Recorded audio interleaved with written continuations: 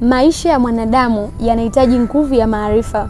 Katika majira tulionayo, nje ya maarifa hakuna kitu chochote kile ambacho kinaweza kufanyika. Msingi wa kila kitu na chanzo cha kila kitu ni maarifa, tena maarifa yaliyojengwa katika neno la Mungu. Ndio maana maandiko yanasema kwamba pasipo neno hakuna chochote kile ambacho kiliweza kufanyika. So essence ya kila kitu, chanzo cha kila kitu yanatokana na nini? Na maarifa.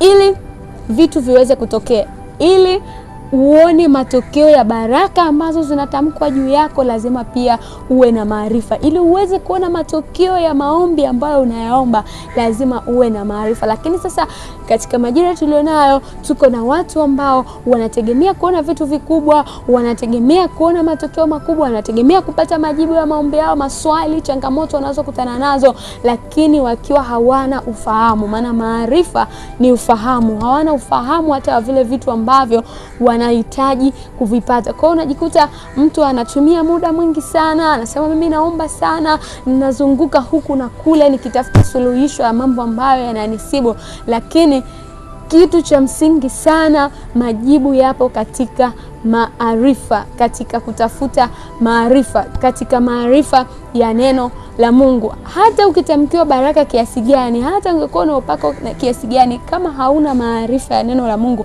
zile baraka haziwezi kufanya kazi. Kuna vitu ambavyo vimeahidiwa, vimewekwa juu ya maisha yako, ili kuvipata unahitaji kuwa na ufahamu. Kuna majira fulani ambayo ya baraka, kuna misimu fulani Mungu ameshaiachilia. Sasa ili wewe kuweza kujua msimu huu Mungu ameachilia kitu gani juu ya maisha yangu, ni lazima uwe na maarifa. Ukisoma maandiko, Biblia inasema kwa kusoma vitabu, Danieli aligundua kwamba majira walionayo kwamba ilikuwa ni majira yao ya kutoka utumwani. Kile ilikuwa haikuwa nguvu ya kuomba useme kwamba Mungu, ni lini utanitoa katika hii changamoto, ni lini utanitoa katika hichi kitu. Kumbe kwa kusoma, kwa kutafuta maarifa. Kwa kuna vitu vingine, kuna misimu ambayo Mungu alishaachia, misimu ya baraka, misimu ya kila kitu, lakini hauna ufahamu, hauelewi.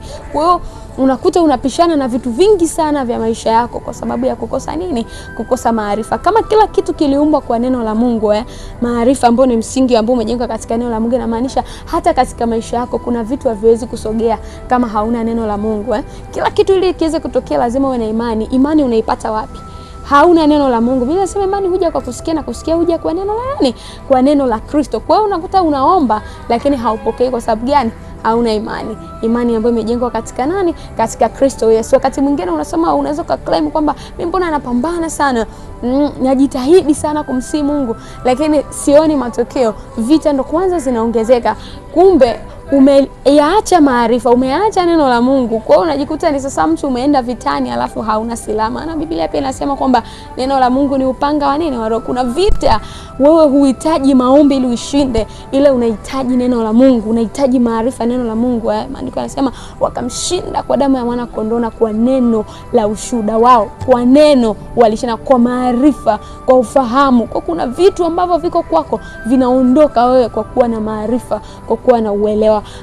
Kwa hivyo ili kuona matokeo katika kila kitu ni lazima utake kutafuta sana maarifa, na utaona vitu vikubwa vikitokea na kutendeka kwenye maisha yako. Mungu akubariki sana.